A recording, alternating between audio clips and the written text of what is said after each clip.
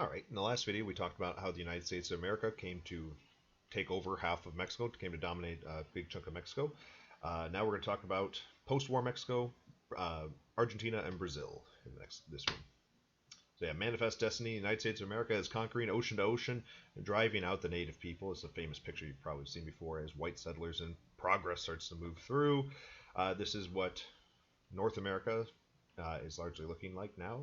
The United States of America is starting to form up. Texas joins the United States of America. The Mexican cession, this is what we took after the Mexican-American War. And so America is starting to form up ocean to ocean. Mexico lost half their land. All right, post-war Mexico. More war.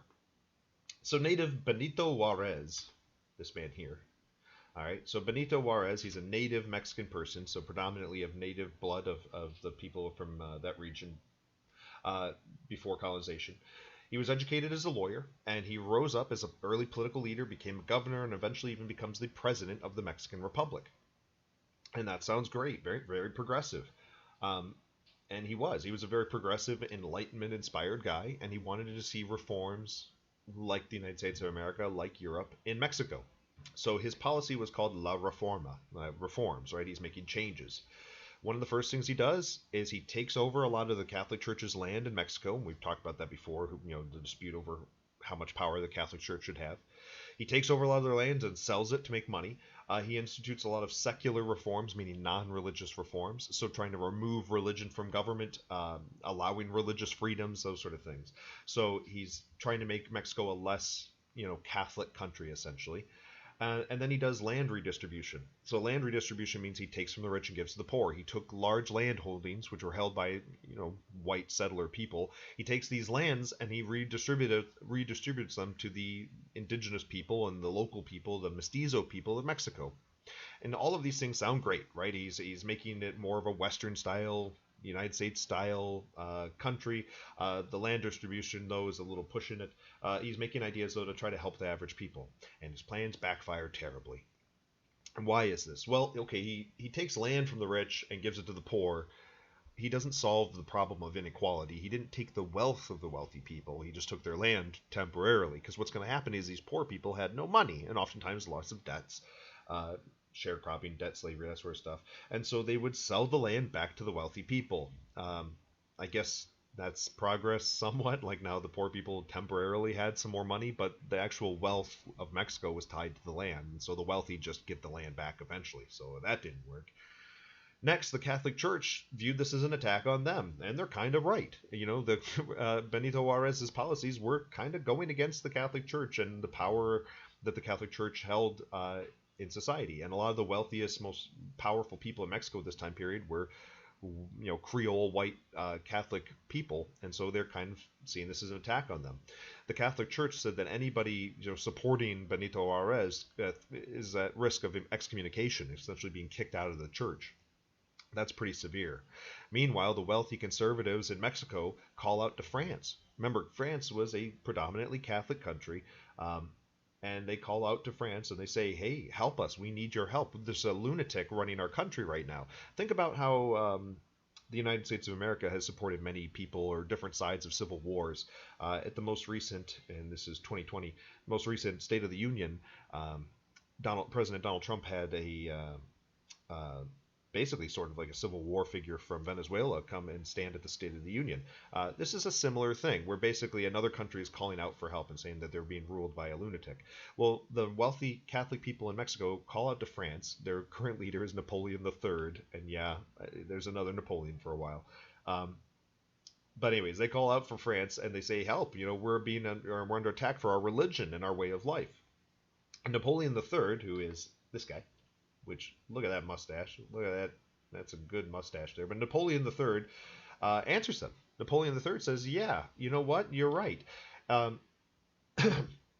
He says that we need to support our Catholic brothers in Mexico. And the way he justifies this, and this is an important thing for, our language, the way he justifies it is because they are Latin America. France, Italy, all these places, they are descended from Latin, the Latin language.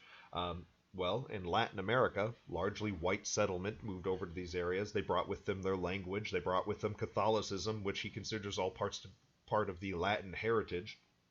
And so he says, yes, as another Latin country, um, I will come and save you from Benito Juarez. And this is where the popularization of the term Latin America comes from. So Napoleon III, that mustache guy, largely, I don't know if he created the terms, it's probably older than that, but he largely popularizes the terms Latin America. So this entire region now of Spanish and Portuguese speaking people were usually referred to as Latin America. It's because of a French dude. Anyways, so that's his justification. He moves in on the shared Latin heritage. He conquers Mexico. If you've ever heard of what is it? Oh, geez, Cinco de Mayo. Cinco de Mayo, right, is a celebration in regionally in Mexico, and it's a big deal in America. Cinco de Mayo is a celebration of the time when the Mexicans defended against the French military battle. They won one battle against the French. They eventually lost the war. Napoleon III conquers Mexico, takes it over, but they won that one battle, and that's what Cinco de Mayo celebrates. Anyways, he conquers over and he installs this guy, Maximilian von Habsburg. And I don't know if you've ever heard the name Habsburg before. This is one of the most prolific families in European history, royal families, incredibly interbred. And we'll talk about that in here in a second. But he installs Maximilian von Habsburg. Von Habsburg. That doesn't sound very Mexican. No, Maximilian von Habsburg is this guy. So Maximilian the First, he will become the Emperor of Mexico. So Napoleon the Third conquers Mexico because he doesn't like this guy, and then he installs this guy to be the Emperor of Mexico. Maximilian the First is Austrian. Okay, von Habsburg. All right, he's an Austrian royalty. Napoleon the Third offers him the role, basically, of Emperor of Mexico. He accepts it, and so he and his family move over, and he becomes the Emperor of Mexico. An Austrian, a guy from Central Europe comes over, incredibly white, incredibly not Mexican in any way, becomes the Emperor of Mexico. Think about how well that's going to go over.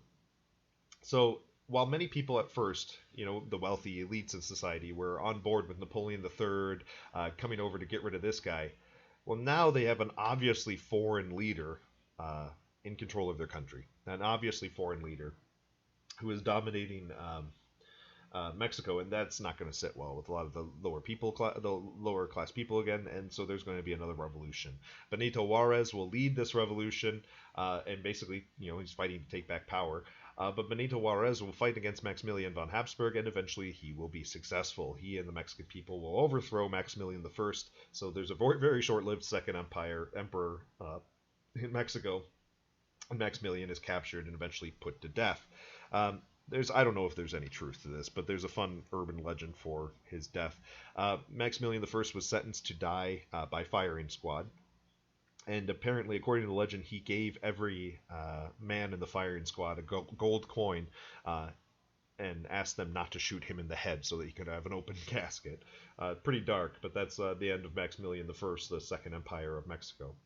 So he's captured and killed, obviously foreign leader, not very popular, and so Benito Juarez will return to power, but now he's a little darker, all right? He starts out and it seems really optimistic and democratic, and he's going to make all these great changes, and he's going to lead Mexico into this new world of, Western-style enlightenment.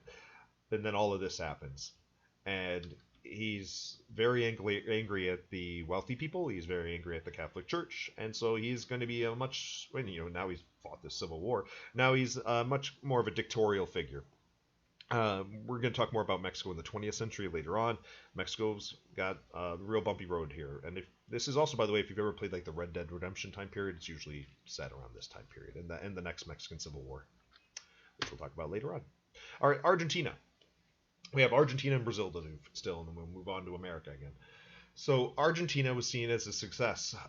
How is this possible? For the longest time, they were more of a colonial backwater. They weren't, that talked about compared to Brazil and all these other sugar places.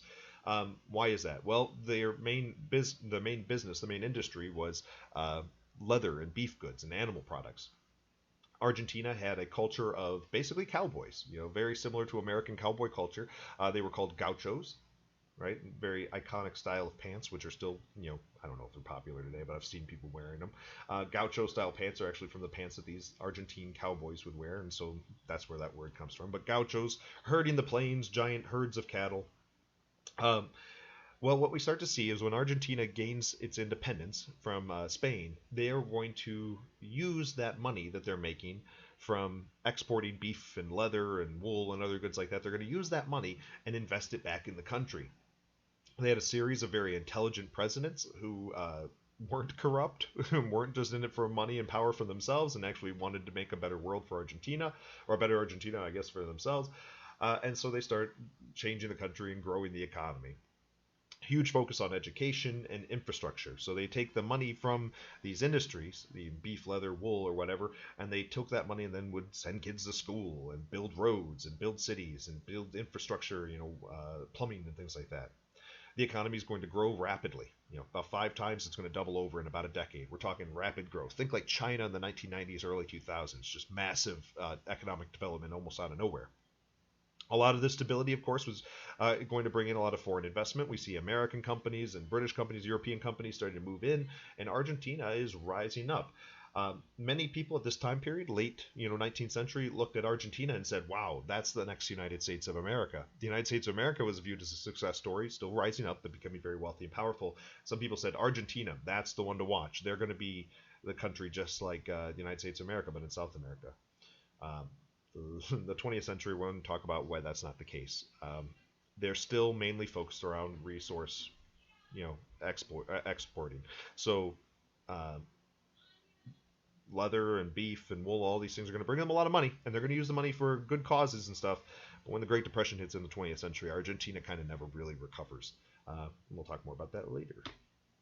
All right, so Brazil, progress. It's Brazil's history is a little unfortunate here. So Brazil, during all this chaotic revolutionary time and the Mexican revolutions and all this, all these other things going on with Simon Bolivar and trying to create a unified Grand Colombia and all this stuff, Brazil was seen as stable, and the reason why is because they didn't really change, right? Portugal came to Brazil and then left, and Pedro the First becomes the emperor, so they kept the monarchy, they kept the empire, they kept the European style things, and so it's not great, but it was viewed as being a stable economy and a stable government. No republics, no crazy changes, no revolutions. The government was backed largely by the wealthy plantation and slave owners, and so they had no reason to want to change that system. As a result, they're going to be the last to end slavery.